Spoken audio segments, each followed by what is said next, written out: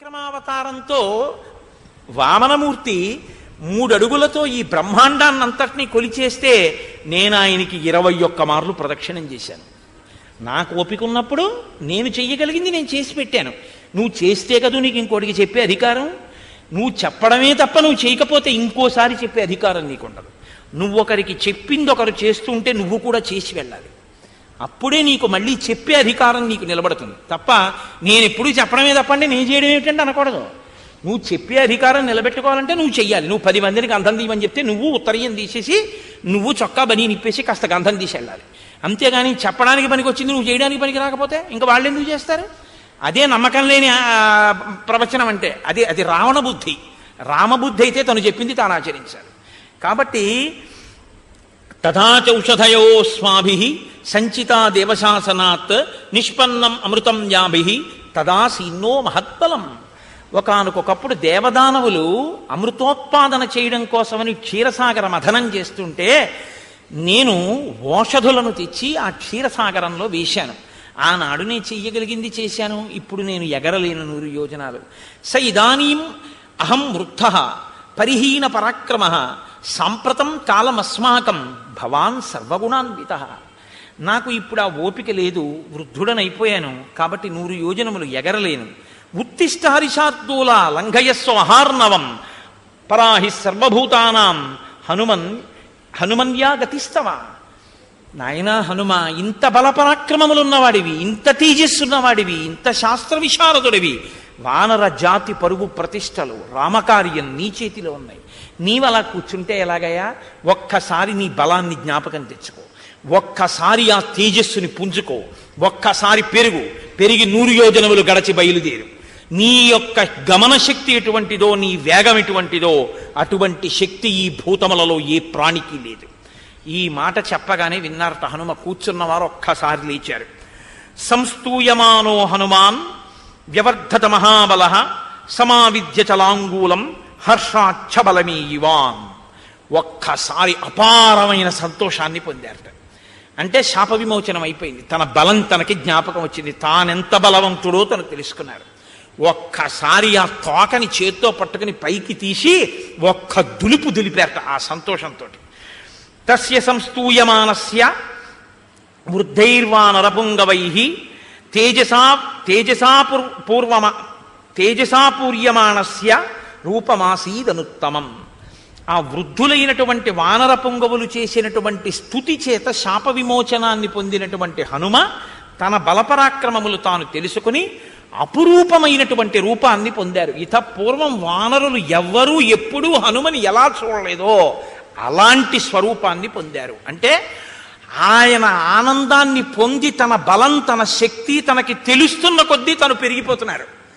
అంతంత అంతంత అంతంత పెరిగిపోయి ఇప్పటి వరకు ఇలా చూసిన వాళ్ళు ఇలా ఇలా ఇలా ఇలా చూసేటట్టు పెరిగిపోతున్నారు. పర్వతకాయుడై అంతెత్తు పెరిగిపోయి యదా విజృంభతే సింహో విరుద్ధో గిరిగహ్వరే మారుత శౌరస పుత్ర తథా సంప్రతి జృంభతే. ఏమి మాటలు వేసేస్తారండి మహర్షి. గుహలో లేచినటువంటి సింహం తెరచి ఉంచినటువంటి గుహలోంచి బయటికి వచ్చేటప్పుడు ఎలా ఉంటుందో అలా ఉన్నారట స్వామి. గుహ మూసి ఉందనుకోండి, లోపల సింహం ఎలా లేచి బయటకు వస్తుందో మీకేం కనపడదు. గుహ తెరిచి ఉంటేనే మీకు కనపడుతుంది కదండి. సింహం కుక్క లేచి పరిగెత్తినట్టు పరిగెత్తదు. కుక్క లేచింది అనుకోండి, లేచిందే తడవ అలా పరిగెత్తుకుపోతుంది. ఓ పిల్లి లేచింది అనుకోండి, పడుకున్నది లేచి అలా పరిగెత్తుకుపోతుంది. ఓ ఆవు లేచింది అనుకోండి, పడుకున్నది లేచి మామూలుగా నిలబడుతుంది. సింహం లేస్తే అలా ఉండదు.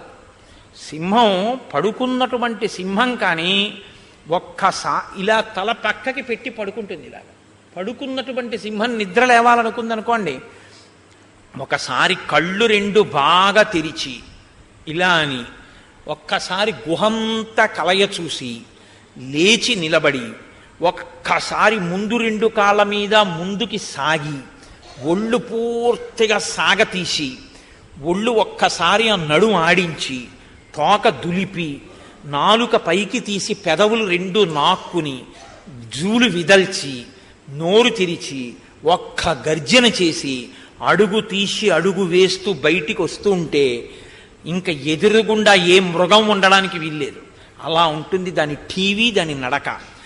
ఆ సింహం ఎలా బయటికి వస్తుందో గుహలో లేచి, అలా హనుమ కూడా ఒక్కసారి అటువంటి స్థితిని పొందారు. అంటే అలా లేచి ఆ ప్రతి కదలిక, ప్రతి పుంజుకోవడం, ఆ తోక జాడించడం, ఆ పైకి పెరుగుతుండడం, అది అపూర్వంగా ఇంతమంది వానరులు మన హనుమే అని ఆశ్చర్యపోతూ చూస్తూ అందరి చేతులు ఇలా కలుసుకున్నాయి.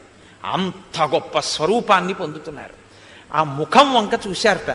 అశోభత ముఖం తస్య జృంభమాణస్య ధీమతః అంబరీషమివాదీప్తం విధూమయివ పావకః. ఎర్రగా కాలిపోయిందనుకోండి పెనం, ఎలా ఉంటుందో అలా కాలిపోయిన ఎర్రటి ముఖంలా ఉన్నదట ఆయన యొక్క ముఖ తేజస్సు. పొగ లేకుండా ప్రకాశిస్తున్నటువంటి అగ్ని జ్వాల చాలా గొప్పగా ఉంటుంది. పొగ ఉన్నటువంటి అగ్ని జ్వాలకు అందం ఉండదు. పొగ అన్నది లేకుండా అగ్ని జ్వాల కానీ పైకి లేస్తోందనుకోండి, నాలుకలు చాపుతాడు అప్పుడు అగ్నిహోత్రుడు. అప్పుడు చూడాలి అందం. అసలు పూర్ణాహుతి అందం అంతా అప్పుడే. అసలు ఆ అగ్ని జ్వాల అలా లేవాలి. అంతెత్తు లేచి నాలుకలతో అందుకుంటాడు పూర్ణాహుతితో ఆయన. అంటే ఇలా నిలబడదు శిఖ, అగ్నిశిఖ నిలబడకుండా ఒక్కొక్కసారి. అందుకే పూర్ణాహుతి చేసేటప్పుడు పెద్ద అరటి దొప్ప వాడతారు. అది చూడండి, ప్రాణి బాగా పొడుగ్గా నాలుక ఉన్నటువంటి ప్రాణులు ఏం చేస్తాయంటే అంత దూరంలో ఉన్నదాన్ని చటుక్క నాలుక చాపి పట్టుకుంటాయి. అలా పూర్ణాహుతి దగ్గరికి వచ్చేటప్పటికి ఆయనే నాలుకలు చాపుతాడు. కాబట్టి ఇలా ఉన్న అగ్నిశిఖ ఇలా ఇలా ఊగుతుంది. ఊగి నాలుకలు చాపి పుచ్చుకుంటున్నాడా ఆ ఆజ్యధారని అన్నట్టుంటాడు. అలా పొగ లేకుండా పెరిగినటువంటి తేజస్సు ఎలా ఉంటుందో అలా ఉన్నట్టంటే అలా నిలబడి దీపపు ఒత్తి కాలినట్టు కాలడం కాదు, నాలుకలు కదుపుతూ అటు ఇటు ఊగుతున్న అగ్ని శిఖ ఎలా ఉంటుందో అలా ఊగుతోంది. అంటే ఇలా ఇలా శిరకంపనం చేసి ఇలా చూస్తూ ఇలా పెరిగిపోతున్నారు ఆయన.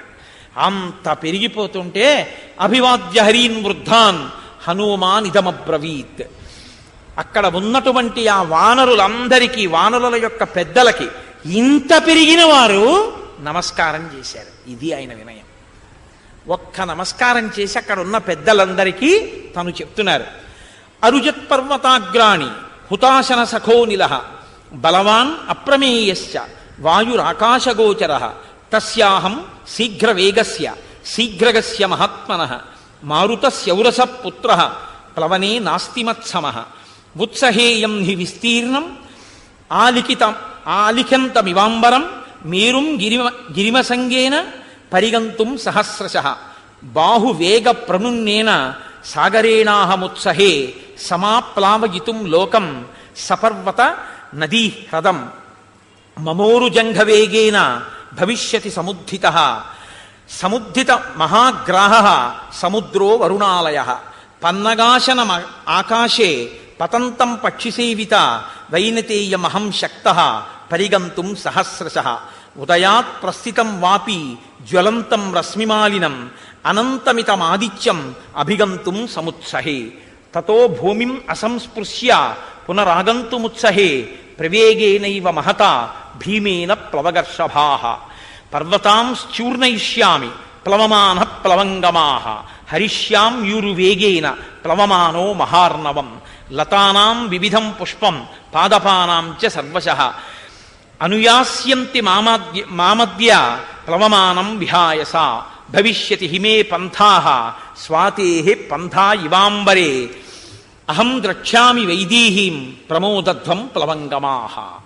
ఆయన ప్రతిజ్ఞ చేస్తున్నారు. ఆ వానరులందరి వంక చూసి, నేను నా యొక్క బలం ఎటువంటిదో మీకందరికీ చెప్తున్నాను వినండి. ఇది గొప్పకి చెప్తున్నది కాదు. నా బలం ఎటువంటిదో, నా తేజస్సు ఎటువంటిదో మీరు తెలుసుకుంటే మీకు నేను సీతమ్మ తల్లి దర్శనం చేసి వస్తాను. మీ ప్రాణముల గురించి మీకు భయం లేదన్న విషయం తెలుస్తుంది. నేను ఈ పర్వతముల యొక్క శిఖరములన్నిటినీ కూడా నా వక్షస్థలంతో కొట్టి చూర్ణం చేసేయగలను. అపారమైనటువంటి తేజస్సుతో ఆకాశాన్ని చుంబిస్తోందా అన్నట్టుగా పెరిగినటువంటి మేరు పర్వతానికి ఆగకుండా అపార వేగంతో కొన్ని వేల మార్లు ప్రదక్షిణం చెయ్యగలను. ఆకాశంలో అపారమైన వేగంతో వచ్చినటువంటి వైనుతేయుడైన గరుత్మంతుడు సముద్రంలో ఉన్న పాములను అపహరించి తీసుకుని వెళ్ళిపోతుండగా ఆ గరుత్మంతుడికి కొన్ని వేల పర్యాయములు ప్రదక్షిణం చేయగలను. నేను ఈ సముద్రం నుంచి ఎగిరి వెళ్ళిపోతున్నప్పుడు నా తొడల వేగం చేత ఈ సముద్రంలో ఉన్న జలరాశి చాప చుట్టినట్టు పైకి లేచిపోతే సముద్రం లోపల ఉండేటటువంటి జలచరములన్నీ మీ కంటికి కనపడతాయి.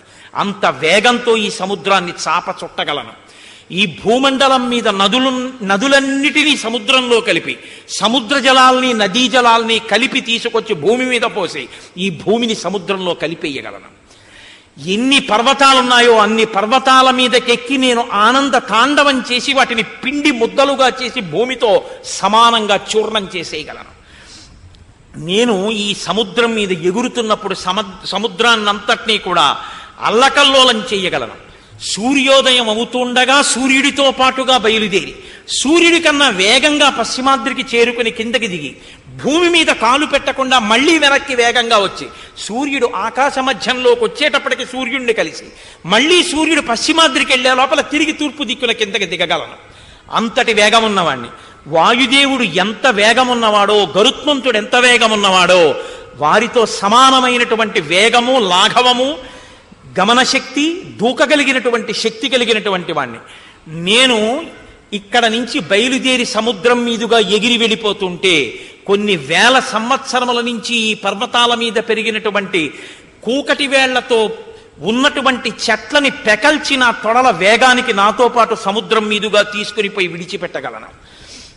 నాతో పాటు తీగలు, లతలు, పువ్వులు, చెట్లు ఎగిరి వచ్చేస్తాయి. ఏకకాలమునందు కొన్ని వేల మందిని మర్దించగలను. నేను అదృశ్యమై పైన ఆకాశంలో వెళ్ళిపోతుంటే కింద నిలబడి సమస్త ప్రాణులు నా యొక్క గమన శక్తిని చూడగలవు. నేను ఇది గొప్పకి చెప్పడం కాదు, నేను వెడుతుండగా సమస్త భూతములు చూస్తాయి నా యొక్క గమనాన్ని. నా గమన శక్తి అలా ఉంటుంది. ఇంతమంది చూస్తుండగా ఎగురుతాను. నేను ప్రయాణం చేస్తుంటే ఆకాశాన్ని నేను తాగేస్తున్నానా అన్నట్టుంటుంది. అలా బయలుదేరి పెడతాను. ఆకాశంలో మెరుపు వస్తే ఎలా ఉంటుందో ఆ మెరుపు తీగ కన్నా వేగంగా మబ్బుల్లోంచి ప్రయాణం చేస్తాను. ముల్లోకములను ఆక్రమించడానికి విజృంభించినటువంటి శ్రీ మహావిష్ణువు త్రివిక్రమావతారం పొందితే ఎలా ఉంటుందో అటువంటి రూపంతో నేను ఎగరగలను. నా యొక్క తొడల వేగంతో సముద్రంలో ఉన్నటువంటి నీటినన్నింటినీ భూమి మీదకి తేగలను. నదుల మీద ఎగిరి నదుల మీద ఉన్నటువంటి నీటిని భూమి మీదకి తెచ్చి ఏకకాలంలో సముద్రాల్ని, నదుల్ని ఎండింపచేస్తాను. అంతటి పరాక్రమం, అంతటి బుద్ధి, అంతటి తేజస్సు, అంతటి లాఘవం నా యందు ఉన్నాయి. నేను వెళ్ళి సీతమ్మ తల్లి దర్శనం తప్పకుండా చేస్తాను. చేసి మళ్ళీ 100 యోజనములు తిరిగొచ్చి మీ అందరికీ శుభవార్త చెప్తాను. మీ అందరూ ఆనందించండి. మీ ప్రాణాలకి భయం లేదు. సీతమ్మ తల్లి దర్శనాన్ని నేను పొందడం సర్వఖాయం. కాబట్టి మీరు సంతోషంగా ఉండండి అన్నారు. ఒక్కసారి ఆ పెరిగిపోతున్న హనుమ వంక చూశారు. ఇక్కడ నుంచి నేను బయలుదేరితే నేను పైకి ఎగరడానికి భూమిని నా పాదములతో దట్టించి పైకి లేస్తే నా పాదముల యొక్క తాకిడికి ఈ భూమి తట్టుకోలేక పాతాళంలోకి కుంగిపోతుంది. అందుకని భూమిని కుంగించలేక ఇక్కడ ఉన్న మహేంద్రగిరి పర్వత శిఖరముల మీద నిలబడి బయలుదేరుతాను అని స్వామి మహేంద్రగిరి పర్వత శిఖరముల మీద నిలబడ్డారు. ఆ నిలబడినప్పుడు కింద నిలబడి ఇంతమంది వానరులు చేతులు జోడించి నమస్కరిస్తున్నారు. ఏమి తేజోమూర్తి, ఏమి పరాక్రమశాలి, ఇంతకాలం మనతో ఏమి చేతకాని వాళ్లే ఉన్నాడు అని ఆ వానరులందరూ అంటున్నారు. వీరా కేసరిణ పుత్ర హనుమన్ మారుతాత్మజ జ్ఞాతీనాం విపుల శోక తయా తాత వినాశిత తవ కళ్యాణ రుచయ కపిముఖ్యా సమాగతా మంగళం కార్యసిద్ధ్యర్థం కరిష్యంతి సమాహితా. రామాలయంలో నీరాజనం ఇమ్మనండి. ఋషీణాంచ ప్రసాదేన కపివృద్ధమతేన చ గురూణాంచ ప్రసాదేన ప్లవస్యత్వం మహార్ణవం. హనుమకి కూడా కాస్త విశేషంగా ఇమ్మనండి, కర్పూరం ఎక్కువ వేసి ఇమ్మనండి. కాబట్టి ఓ వీరా కేసరిపుత్ర, నీ యొక్క ఆ ప్రయత్నాన్ని చూస్తే మేమందరం ఎంతో సంతోషిస్తున్నాం. నీకు కళ్యాణము ఘటించుగాక, మంగళము జరుగుగాక. నీవు సీతాదర్శనము చేసి వచ్చి వానరజాతి యొక్క పరువు ప్రతిష్టలను నిలబెట్టదవుగాక. రామకార్యమునందు మనము సార్థక్యము పొందెదముగాక. కాబట్టి ఋషుల యొక్క అనుగ్రహంతో, పెద్దల యొక్క అనుగ్రహంతో ఏ ప్రతిబంధకం లేకుండా ఆకాశ మార్గంలో నీ ప్రయాణం జరిగి నువ్వు లంకాపట్టణం చేరి సీతమ్మ తల్లిని చూసెదవుగాక అంటుండగా స్వామి మహేంద్రగిరి పర్వత శిఖరముల మీద ఒక్కసారి అట్నుంచి ఇటు తిరిగి జూలు విదిలిస్తే ఆయన యొక్క కదలికలకి ఆయన యొక్క నడకకి పర్వతాల యొక్క శిఖరాలు కదిలిపోతే విద్యాధరులందరూ లేచి విడిపోయారట. ఋషులందరూ ఒక్కసారి కదిలిపోయారట. సింహాలు, పెద్ద పులులు, మృగాలు అన్నీ కూడా లేచి భీతితో పరిగెత్తేట. కలుగులలో ఉన్నటువంటి పాములు ఆయన పాద తాకిడికి కలుగులు మూసుకుపోతే అకస్మాత్తుగా కలుగులు మూసుకుపోతున్నాయని ఆ పాములు గభాలన బయటికి వచ్చేటప్పటికి సగంలో నొక్కేస్తే పర్వతం మీద పతాకాలు నిలబడ్డాయా అన్నట్టుగా విషాన్ని కక్కుతూ ఇలా నిలువుగా నిలబడ్డాయిట పాములు. అటువంటి స్థితిలో ఆ మహేంద్రగిరి పర్వత శిఖరముల మీద నిలబడినటువంటి స్వామి హనుమ సవేగవాన్ వేగ సమాహితాత్మ హరిప్రవీర పరవీరహంత మనస్సమాధాయ మహానుభావో జగామలంకాం మనసా మనస్వి. ఆయన ఇంకా శరీరంతో మహేంద్రగిరి పర్వత శిఖరముల మీద ఉన్నారు, కానీ ఎప్పుడెప్పుడు లంకాపట్టణానికి వెడతానా అన్న మానసికమైన ఉత్సాహము చేత ఆయన 100 యోజనములు దాటి మనసా లంకలో ప్రవేశించినారు అని ఆయన మనోజవం, ఆయన మనసుకున్న బలంతో ఆయన ఇంకా శారీరకంగా వెళ్ళాలి, మనసుతో లంక చేరిపోయారు. అంతటి గొప్ప తేజోమూర్తి హనుమ అని హనుమ శాప విమోచనంతో పరమ మంగళప్రదమైన వార్తతో కిష్కింధకాండని పూర్తి చేస్తారు. కిష్కింధకాండ పూర్తి చేసినప్పుడు ఈ శ్లోకాన్ని హనుమ గురించి విన్న వాళ్ళకి ఇదే లభిస్తుంది అని శాస్త్రవాక్కు. ఏది ఆయన పొందారు? సవేగవాన్ వేగ సమాహితాత్మ హరిప్రవీర పరవీరహంత మనస్సమాధాయ మహానుభావో జగామలంకాం మనసా మనస్వి. ఒక్కొక్కడికి చూడండి శరీరంలో మంచి బలం ఉంటుంది, కానీ ఒరే ఈ పని చేద్దానరా అన్నారనుకోండి, అబ్బో చేయగలమండి, కాలు జారిపోతే అంటాడు. అంటే మనసు బలహీనం. బలం ఉంటుంది కానీ వాడి బతుకంతా భయంతోనే సరిపోతుంది. ఒక్కొక్కడికి శరీర బలం ఉండదు. నిజానికి ఆయన శరీరంలో చాలా ఇబ్బందులు ఉంటాయి, కానీ ఆయన అసామాన్యమైనటువంటి పనులు చేస్తుంటాడు. ఎందుకంటే ఆయన మనసుకున్న బలం అటువంటిది. మనోజవం మరుతతుల్య వేగం. ఆ మనసుకి ఆ జవం, ఆ బలం ఉండాలి. ఆ మనోబలం ఎవడు పొందుతాడో వాడు సమస్యలకి పరిష్కారాన్ని సాధించుకోగలడు. కిష్కింధకాండ చివరలో మహర్షి మనసుతో చేరిపోయినటువంటి హనుమ యొక్క వైభవాన్ని కీర్తిస్తూ కిష్కింధకాండని పరిసమాప్తం చేశారు. రేపటి నుంచి సుందరకాండ ప్రారంభమవుతుంది. సుందరకాండ అద్భుతమైనటువంటి కాండ, ఉపాసన కాండ. అసలు స్వామి మహేంద్రగిరి పర్వత శిఖరముల మీద నించుని ఇక అక్కడి నుంచి బయలుదేరడానికి మొదలుపెట్టినటువంటి శ్లోకంలో రావణ అన్న చోట వా బీజాక్షరంతో మొదలు అత్యద్భుతమైనటువంటి కాండ సుందరకాండ. సుందరకాండే రేపు స్వామి బయలుదేరి ఆకాశ మార్గంలో బయలుదేరడాన్ని చూపిస్తారు మహర్షి. రేపటి నుంచి సుందరకాండని సమయాన్ని సక్రమంగా వినియోగించుకోవడం కోసం 6:30కి ప్రవచన ప్రారంభమైపోతుంది. అంటే ప్రవచనానికి ముందు చేసేటటువంటి ప్రార్థనా శ్లోకాలు కూడా 6:30కి ముందు అయిపోతాయి. అంటే గురువందనం అవి 6:20కే ప్రారంభింపబడతాయి. అంటే ఎట్టి పరిస్థితుల్లో సుందరకాండ జరిగిన 7 రోజులు ఈశ్వరానుగ్రహంతో 6:31 కూడా కాకుండా జాగ్రత్త పడే ప్రయత్నం చేద్దాం. ఎందుకంటే సుందరకాండ మహాసముద్రం. అది ఎంత చెప్పుకుంటామో అంతగా మనకి సీతారామ లక్ష్మణ హనుమల యొక్క అనుగ్రహం పరిపూర్ణంగా లభిస్తుంది. అంత గొప్ప కాండ. కాబట్టి రేపటి నుంచి అందరూ చక్కగా సమయానికి వచ్చి ఒక్క శ్లోకం కూడా విడిచిపెట్టుకోకుండా, అంటే నేను చెప్పానన్న అహంకారంతో చెప్పట్లేదు, చక్కగా మీకు భక్తి కలిగిన వారు కాబట్టి చెప్తున్నాను, సుందరకాండని పరిపూర్ణంగా విని మనందరం ధరిద్దాం. అలా చెప్పగలిగినటువంటి శక్తిని నాకు రామచంద్రమూర్తి కటాక్షించుగాక అని రామచంద్రమూర్తి పాదములు పట్టి ప్రార్థన చేస్తూ, అందున ఈ 7 రోజులు సుందరకాండ జరిగేటప్పుడు చాలా గొప్ప గొప్ప విశేష కార్యక్రమాలు జరుగుతాయి. హనుమ సింధూరము చేత అర్చింపబడతారు, గణపతి సింధూరము చేత అర్చింపబడతారు. రేపటి రోజున చాలా అపురూపమైనటువంటి పూజ. స్వామికి గరికతో, వినాయకుడికి ఎర్రటి పువ్వులతో పూజ చెయ్యమని ఆయన్ని ఎర్ర పూలతో సింధూరంతో పూజ చెయ్యాలి. ఈ మూడింటితోటి విశేష ద్రవ్యాలతో హనుమకి సహస్రనామార్చన జరుగుతుంది. 108 కొబ్బరికాయలు కొడతారు, 16 కొబ్బరికాయలు నిలబడి కొడతారు. వినాయకుడి దగ్గర కార్యసిద్ధికి ఎప్పుడూ కూడా నిలబడి కొబ్బరికాయ కొట్టండి అని శాస్త్రం. కాబట్టి నిలబడి 16 కాయలు కొడతారు.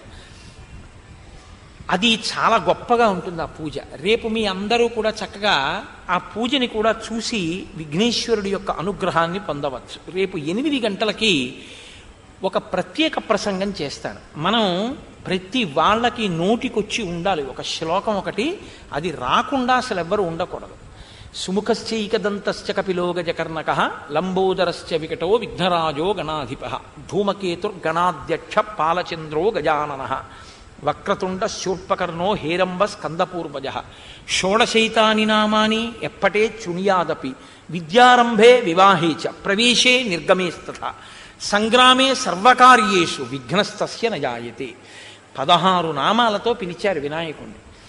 ఎందుకు ఆ 16 నామాలతో పిలవలసి వచ్చింది, దానికి ఎందుకంత గొప్ప విషయాన్ని ప్రతిపాదన చేశారు? నేను ఆ 16 నామాల గురించి మీకు కనీసం అందులో కొన్ని నామాల గురించి అయినా 16 ఒకవేళ నేను పూర్తి చేయలేకపోతే చెప్తే వినాయకుని యొక్క పరిపూర్ణమైన అనుగ్రహం లభిస్తుంది. వినాయకుని యొక్క అనుగ్రహం లభిస్తే కార్యానికి అడ్డుపడినటువంటి విఘ్నం తొలగిపోతుంది, కార్యహాని జరగదు, సంకల్పాలు నెరవేరుతాయి. కాబట్టి రేపు ఉదయం 8 గంటలకి వినాయక తత్వం మీద ఒక ప్రత్యేక ప్రసంగం చేస్తాను. కాబట్టి మీలో అవకాశం ఉన్నవారు చక్కగా 8 గంటలకు వచ్చి ఆ ప్రసంగాన్ని వినండి. ప్రసంగం అయిపోయిన తర్వాత వినాయకుడికి విశేషార్చన ఉంటుంది, చక్కగా ఆ అర్చనలో పాల్గొనండి. మనందరం రోజూ రామనామం చెప్తున్నాం, కానీ ఇవాళ ప్రత్యేకించి రామనామాన్ని విడిచిపెట్టవద్దు. ఎందుకంటే కిష్కింధకాండ పూర్తి చేసి స్వామి హనుమకి శాప విమోచనం జరిగి సంతోషంగా ఉన్నారు కనుక రామనామం యొక్క కీర్తన ఎంతో ఆనందదాయకం అవుతుంది. కాబట్టి ఇవాళ నైమిత్తిక తిథి, చాలా గొప్ప తిథి, నృసింహ జయంతి కనుక మీతో నేను ప్రతిపాదన చేసినట్టుగా 11 మార్లు ఇది చెప్పిన తరువాత మనం విష్ణు సహస్రనామ స్తోత్రాన్ని, లక్ష్మీ అష్టోత్తరాన్ని పఠించి ప్రసాదం స్వీకరించి చందన చర్చితుడైనటువంటి స్వామి దర్శనం చేసుకుని తరించి వెడదాం. ఆయన చల్లబడతాడు. ఇవాళ చందనం తగిలితే చల్లబడిన మూర్తిని చూస్తే మన మనసులు చల్లబడతాయి, అంటే మన కోరికలు తీరుతాయి అని. ఏవి మన కోరికలు తీరితే మంచిదో ఈశ్వరుడు తీరుస్తాడు తప్ప నేను అమెరికా అధ్యక్షుడిని అయిపోవాలని చూశానంటే అవలేదేమని నన్ను అడగద్దు, తెలిసిందా? దారి నుంటిగా నడచు వారికి తోడు నీడే రామనామము, గౌరికిది ఉపదేశ నామము, కమలజుడు జపించు నామము,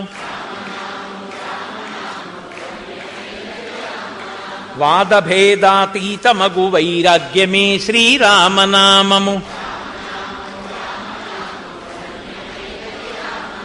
భక్తితో భజించు వారికి ముక్తి నొసగును రామనామము, భగవదర్పిత కర్మ పరులకు పట్టుబడు శ్రీరామనామము,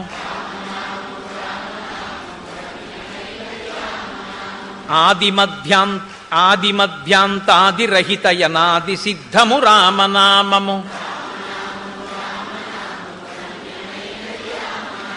సకల జీవులలోన వెలిగే సాక్షిభూతము రామనామము,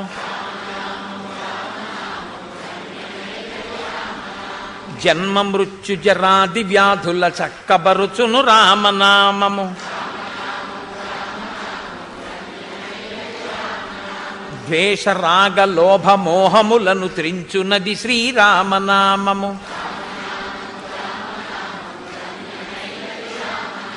ఆంజనేయుని వంటి భక్తులకాశ్రయము శ్రీరామనామము, సృష్టి స్థితి లయ కారణం బగు సూక్ష్మరూపము రామనామము,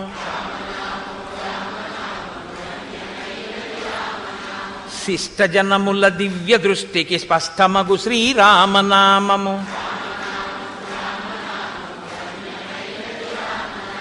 సాంఖ్యమిరిగెడి తత్వ విధులకు సాధనము శ్రీరామనామము,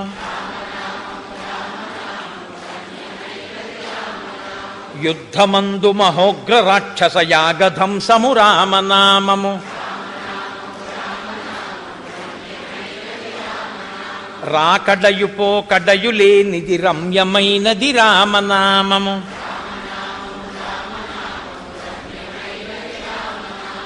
ఆత్మ సంయమ యోగ సిద్ధికి ఆయుధము శ్రీరామనామము,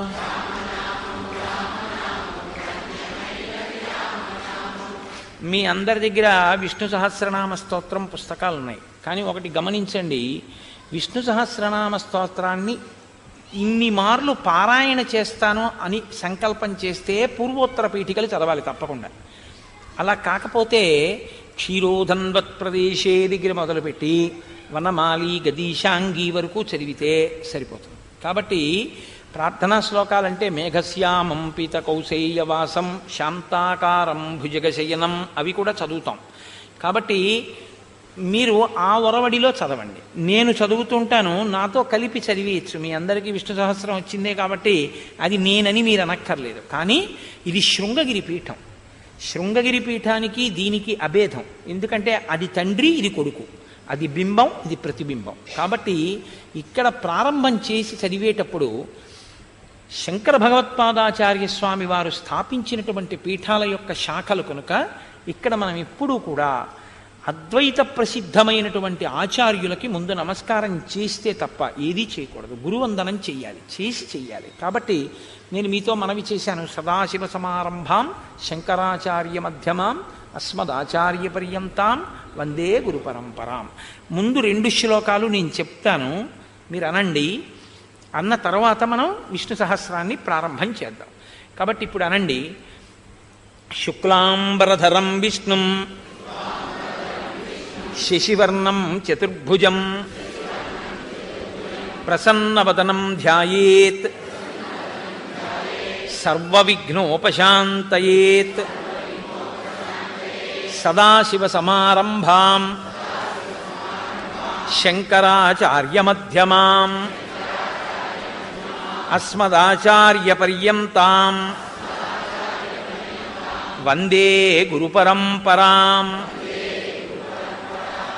వేరొక మాట అనండి, అది 2 మాటలు అనాలి, ఒక సూర్యోదయం నుంచి ఇంకో సూర్యోదయం లోపల అని. కాబట్టి సదాశివ సమారంభాం శంకరాచార్యమధ్యమాం అస్మదాచార్యపర్యంతాం వందే గురు పరంపరాం. దీంతో పాటు నాకు ఒక్క కోరిక ఉంది. మీరు నా కోరిక తీర్చగలిగితే నేను ఎంతో సంతోషిస్తాను. మీరు నాకు చేయగలిగినటువంటి ఉపకారం అంటే అదొక్కటే. మీరు దయచేసి అర్థం చేసుకోండి, నేను త్రికరణ శుద్ధిగా చెప్తున్నాను. నాకు మీరు ఏ బహుమానాలు ఇవ్వక్కర్లేదు. నేను ఏదో అది నోటి మాటగా చెప్తున్నవాడిని కాదు. నాకు నిజంగా రామకార్యం కన్నా, నాకు నిజంగా రామ కథ కన్నా నా జీవితంలో గొప్పది ఇంకోటి లేదు. అది చెప్పుకోవడం నా జీవితానికి చాలు. నాకు మీరు ఏదైనా ఉపకారం చెయ్యాలి అని అనుకుంటే నేను ఒకటి అడుగుతాను, మీరు అది చెయ్యండి. తోటకాచార్య కృతమైనటువంటి శంకరాచార్య స్వామి వారికి సంబంధించిన అష్టకం ఉంది. శంకరాచార్యుల వారి దేవాలయపు గోడ మీద ఉంటుంది. విదిత కిల్ల శాస్త్ర సుధా జల్లదే మహితోపనిషత్ కదితార్థనిధే అంటూ ఎంత గొప్పగానో ఉంటుంది. అది పంచిపెట్టారా? ఇచ్చారా దాన్ని?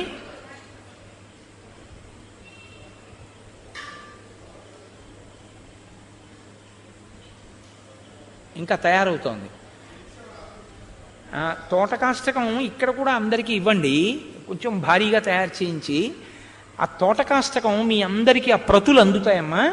మన అందరం కూడా శంకరాచార్య స్వామి వారి పీఠాల్లో ఒక మర్యాద ఉంటుంది. ఏంటంటే కార్యక్రమం అయిపోయాక శంకర భగవత్పాదులకి కూడా ఇక్కడ నీరాజనం ఇచ్చి మనం ఏం చేయాలంటే గురువందనం చిట్ట చివర అందరం కలిసి అలా చెయ్యాలి. ఎందుకంటే గురుపాదుకలకి చేసేటప్పుడు పైవస్త్రం లేకుండా చేస్తాం. కానీ విదితాకిల శాస్త్ర సుధాజలదే చెప్తే వంగి భూమిని ముట్టుకుంటాం కుడి చేత్తో. అది మీరు ఆ ప్రతులు అందిన తర్వాత నేను ప్రతిరోజు ఒక్క 4-5 రోజుల పాటు దాన్ని చదివించి నమస్కారం చేయిస్తాను.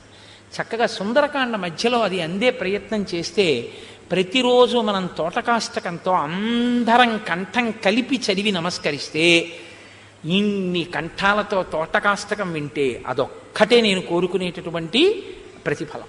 ఇంతమంది కలిసి చదివితే నేను పొంగిపోతాను. ఇవాళ వెళ్ళేటప్పుడు అందరికీ తోటకాష్టకం ఇస్తారు, మీరు ఇంటి దగ్గర కూడా చదవండి. నేను 1-2 రోజులు పోయిన తర్వాత ప్రతిరోజు ఆ తోటకాష్టకం చేయిస్తాను. ఇంకెంత, ఇంకొక 14 రోజులేగా. 14వ రోజు పట్టాభిషేక సర్గ కాబట్టి 13 రోజులు ఏ ప్రసంగం ఉండేది.